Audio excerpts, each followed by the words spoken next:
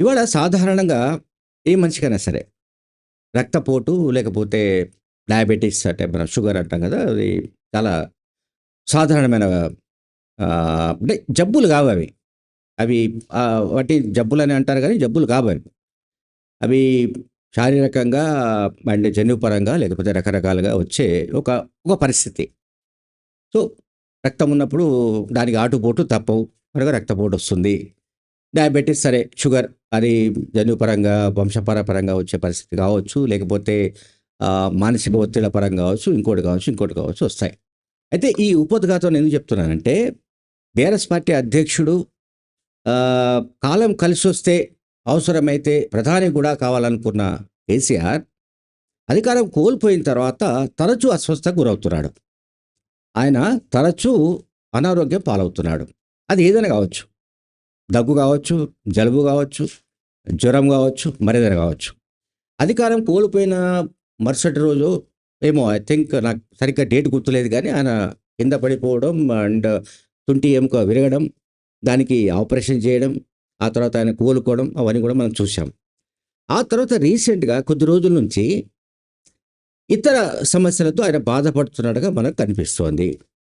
ఆయన ఏజీ హాస్పిటల్‌కి పోయి ఆహ్, ఆరోగ్య పరీక్షలు చేయించుకున్నట్టుగానో, లేదా యశోద ఆసుపత్రిలో చేరి ఒక 2 రోజులు ఉండి, ఆ తర్వాత డిశ్చార్జ్ అయినట్టుగా, మళ్ళీ చేరి మళ్ళీ వైద్య పరీక్షలు చేయించుకున్నట్టుగా ఈ రకమైన వార్తలు, ఈ రకమైన ఇది మనం ప్రతిరోజు లేకుంటే వారానికోసారి కనీసం చూస్తున్నాం.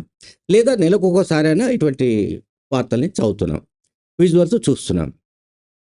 ఇది ఆ పార్టీ నాయకులకు, ఆ పార్టీ కార్యకర్తలకు, ఆ పార్టీని నమ్ముకున్న వాళ్లకు, ఆ పార్టీ శ్రేణులకు కూడా నచ్చని వ్యవహారము. ఆ పార్టీ క్యాడర్‌కు తీవ్ర ఆవేదన కలిగిస్తున్న సన్నివేశాలు ఇవన్నీ. ఎందుకంటే ఒక రాజకీయ నాయకుడు కనుక అంటే తమకు సారథ్యం వహిస్తున్న, తమకు నాయకత్వం వహిస్తున్న ఒక యోధుడు అనారోగ్యం పాలైతే, అస్వస్థతకు గురైతే, ఆరోగ్యం క్షీణిస్తే, ఇంకా మరి మనల్ని నడిపించేవాడెవడు అనేది ఒక సమస్య ఉంటుంది సహజంగానే. సో, నేను చెప్పదలుచుకునేది అంటే బీఆర్ఎస్ పార్టీ వాళ్ళు, పార్టీకి సంబంధించిన నాయకులు కేసీఆర్ ఆస్పత్రికి వెళ్ళినా దాన్ని ఒక వార్తగా మీడియాకు పంపించడం, ఆయన ఆస్పత్రికి వెళ్ళగానే ఒక వీడియో షూట్ చేసి మీడియాకు పంపించడం, ఆయన స్ట్రెచర్ మీద వెళ్తున్నట్టుగా పాత విజువల్స్ కూడా కొన్ని పంపించడం, ఇవి వాట్సాప్‌లో ఇంకా ఇతరత్ర సోషల్ మీడియా ప్లాట్‌ఫామ్స్‌లో విరివిగా ప్రచారం జరగడం. దీనివల్ల వాళ్ళేదో కేసీఆర్ పట్ల సానుభూతి పెరుగుతుందని అనుకుంటున్నారేమో కానీ, సానుభూతి పెరగకపోగా పార్టీకి నష్టం కలిగిస్తుంది.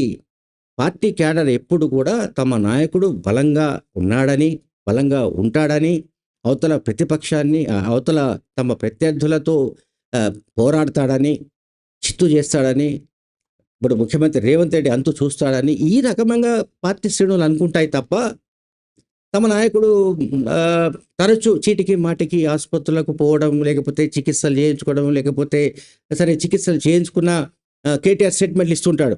తరచూ ఏంటంటే కేసీఆర్ ఆరోగ్యం భేషుగ్గా ఉంది. బేషుగ్గా ఉన్నట్టుగా డాక్టర్లు చెప్తున్నారు. ఆయనకి ఎటువంటి అనారోగ్యం లేదు.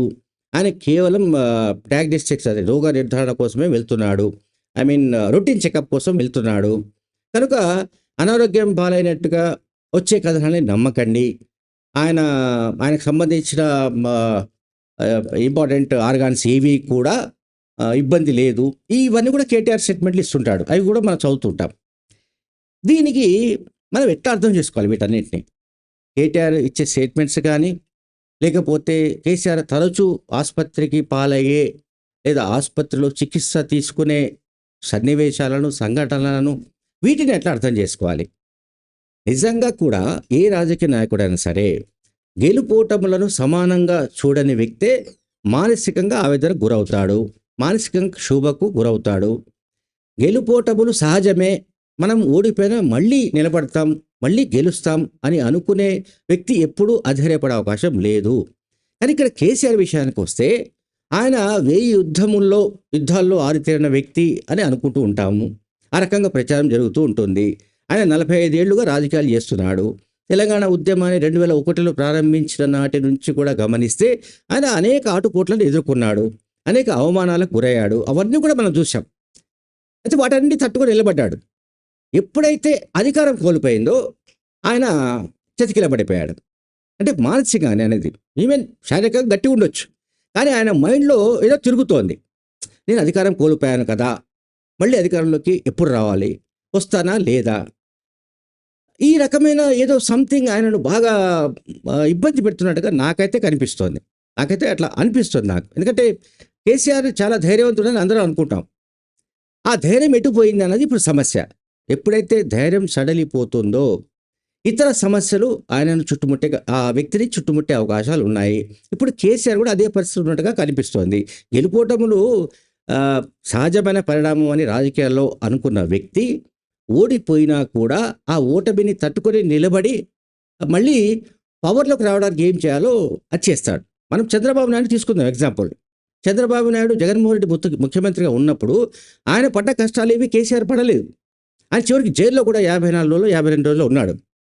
జైల్లో ఉన్నాడు, బయటకొచ్చాడు, మళ్ళీ పోరాడాడు, గెలిచాడు. అట్లాగే వైఎస్ రాజశేఖర్ కూడా అంతే. ఎన్నిసార్లు ఓడిపోయినా కూడా మళ్ళీ గెలవడానికి, మళ్ళీ ముఖ్యమంత్రి కావడానికి ఆయన ప్రయత్నించాడు, సక్సెస్ కూడా అయ్యాడు. 30 ఏళ్ల పాటు ఆయన ముఖ్యమంత్రి పదవి కోసం పోరాడి సాధించుకున్నాడు. ఇక్కడ కేసీఆర్ విషయానికి వస్తే ఆయన అనుభవించిన రాజరికం అనండి, ఆయన వైభోగం అనండి, వైభవం అనండి, ఆ రకమైన మంది మారబలం అనండి, ఇవన్నీ ఎప్పుడైతే ఆ మనిషి కోల్పోయాడో, కేసీఆర్ కోల్పోయాడో, వెంటనే ఆయన ఒక రకమైన వైరాగ్యంలోకి పోయినట్టుగా కూడా మనకు అనిపిస్తుంది. అందువల్లనే ఆయన చాలా వరకు ఫామ్ హౌస్‌కి పరిమితమైపోతున్న పరిస్థితి మనం చూస్తున్నాం. మధ్య మధ్యలో ఆయన హెల్త్ పాయింట్ ఆఫ్ వ్యూలో మాత్రమే ఇక్కడ మన క్యాన్సర్ హాస్పిటల్, బంజారాహిల్స్‌లో క్యాన్సర్ హాస్పిటల్ బ్యాక్ సైడ్ ఏదైతే నందినగర్‌లో ఉన్న ఇల్లు ఉందో, అది పాత ఇల్లు. ఆ ఇంట్లో ఎప్పుడు ఉంటున్నాడంటే ఈ యశోద గాని, ఏఐజీ హాస్పిటల్ గాని పోవాల్సి వచ్చినప్పుడే ఆయన వచ్చి ఇక్కడ 3, 4 రోజులు ఉండడానికి ప్రయత్నిస్తున్నాడు, ఉంటున్నాడు. మళ్ళీ హాస్పిటల్‌కే. సో, ఈ పరిస్థితిని పార్టీ గ్రామీణ ప్రాంతంలోని వాళ్ళు కూడా చర్చిస్తున్నారు. గ్రామీణ ప్రాంతాల్లో కూడా ఇవాళ మొబైల్ ఫోన్స్ ఉన్నాయండి. ప్రతి ఒక్కరి చేతిలో మొబైల్ ఫోన్ ఉంది. మొబైల్ ఫోన్‌లో స్మార్ట్ ఫోన్ ఉంది. స్మార్ట్ ఫోన్‌లో ఈ వీడియోలు వస్తున్నాయి. అట్లాగే వాట్సాప్‌లలో వార్తలు వస్తున్నాయి. కేసీఆర్ ఆసుపత్రి పాలయ్యాడట. కేసీఆర్‌కి ఏదో ఆరోగ్యం బాగాలేదట. కేసీఆర్‌కి ఇంకేదో అయిందట. ఈ రకమైన వార్తలు, ఈ రకమైన ప్రచారం ఇది పార్టీకి ఎంతమాత్రం మంచిది కాదు అని ఎవరు అనుకోవడం. పార్టీ వాళ్ళు అనుకోవడం లేదు. అండ్ మోరోవర్ బీఆర్ఎస్ పార్టీకి సంబంధించిన ఒక ముఖ్యమైన సమస్య ఏంటంటే ఆ పార్టీకి ఆయనే పెద్ద దిక్కు. నంబర్ 1 ఆయనే ప్రధాన ప్రచారకర్త. ఆయన మెయిన్ క్యాంపెయినర్. సో, అటువంటి వ్యక్తి ఈ రకంగా బెంబేలు పడిపోయి, నీరసించిపోయి, లేకపోతే ఈ రకంగా తరచూ ఆసుపత్రికి వెళ్ళే పరిస్థితులను ఎదుర్కోవడం అనేది అది పార్టీ శ్రేణులకు ఒక మంచి సందేశం వెళుతున్నట్టుగా కాదు. అంటే మంచి సంకేతం అయితే పంపిస్తున్నట్టుగా నాకైతే కనిపించట్లేదు. అందువల్ల ఏంటంటే ఒకవేళ ఆసుపత్రికి వెళ్ళినా, ఆయన రొటీన్ చెకప్ కోసం వెళ్ళినా అవన్నీ కూడా మీడియాలో వార్తలు రావాల్సిన అవసరం ఏం లేదు. మీడియాకు ఆయన ఫామ్ హౌస్‌లో ఉన్నట్టుగానే చూపండి. ఎవరు కాదనడానికి లేదు. ఎందుకంటే ఆయన ఫామ్ హౌస్‌కే పరిమితమై ఉండాలని అనుకుంటున్నాడు. అసెంబ్లీకి రాకూడదని అనుకుంటున్నాడు. మళ్ళీ ముఖ్యమంత్రిగానే అసెంబ్లీలో కాలు పెట్టాలని అనుకుంటున్నాడు. సో, ఆయన కోరిక నెరవేరుతుందా లేదా చూద్దాం 2028 తర్వాత. బట్ ఈలోగా జరుగుతున్నది ఏమిటంటే ఆయన ఆరోగ్యం పట్ల పార్టీ కార్యకర్తలు తీవ్ర ఆందోళన వ్యక్తం చేస్తున్నారు.